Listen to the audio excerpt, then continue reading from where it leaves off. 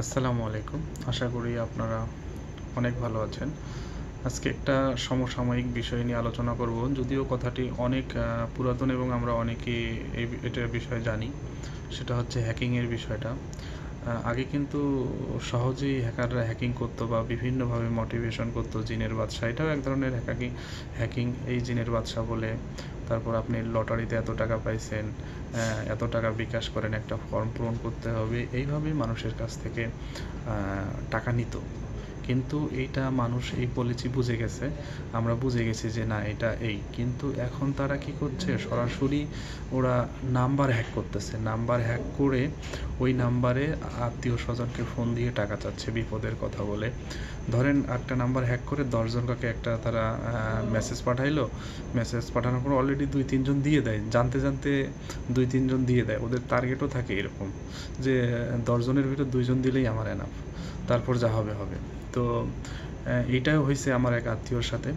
তো এই জন্যে আমি ভিডিওটা করা, একটা সতর্কতামূলকভাবে আপনাদের জানানো।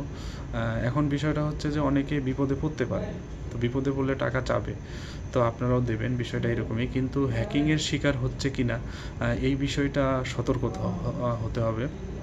এটা সতর্ক হওয়ার উপায়টা হচ্ছে টাকা দেওয়ার আগে অবশ্যই ফোন দিবেন। যত বিপদেই থাকুক না কেন, যত যেভাবেই মেসেজটা আসুক না কেন যে আমাকে ফোন দিতে পারতেছি না, এই সেই, এগুলাতে আপনারা বিশ্বাস করবেন না।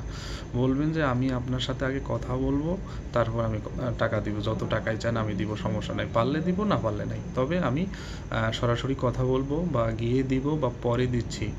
মেসেজ পেয়ে কখনোই টাকা সেন্ড করবেন না, কারণ হ্যাকাররা বিভিন্ন, আমরাও যেমন চালাক হচ্ছি ওদের পরে ওরা আরও আপডেট হচ্ছে, এজন্য সতর্ক হতে হবে। এখন আরও একটা, আমি এক জায়গায় একটা ভিডিও দেখলাম, দেখা যাচ্ছে যে অনেকের ভিডিওতে কপিরাইট দিচ্ছে। কপিরাইট দিয়ে ওরা ফ্যাক কপিরাইট হতে পারে, যেজন্য এত বলেছি আমি জানি না, ফ্যাক হোক আর যেভাবে হোক দিয়ে দেখা যাচ্ছে যে যার ভিডিও সে কিন্তু অরিজিনাল মালিক, তারপরেও কপিরাইট খাচ্ছে। খাওয়ার পর ওনার সাথে যোগাযোগ করলে কপিরাইট তোলার জন্য একটা টাকা চাচ্ছে। এরকম বিভিন্ন ধান্দাবাজ আমরা আসলে বাইর হইছে। এখন কে করতেছে, কী জন্য করতেছে, আসলে এইগুলো আসলে মোটেও ঠিক না। তবে এই এই বিষয়গুলো একটু সচেতন হওয়ার জন্যই মূলত আমি এই ভিডিওটা করা, যদিও এছাড়া কিছু না। তো অবশ্যই টাকা পাঠানোর আগে আপনারা সচেতন হবেন, তা না হলে কিন্তু অনেক বিপদ এদের সাথে পারা মুশকিল। কারণ এরা গিরগিটির মতো রং চেঞ্জ করে এরা, কারণ এদের পলিসি চেঞ্জ হতেই থাকবে।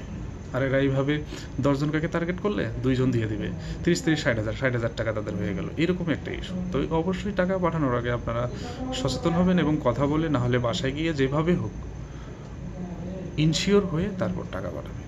ধন্যবাদ।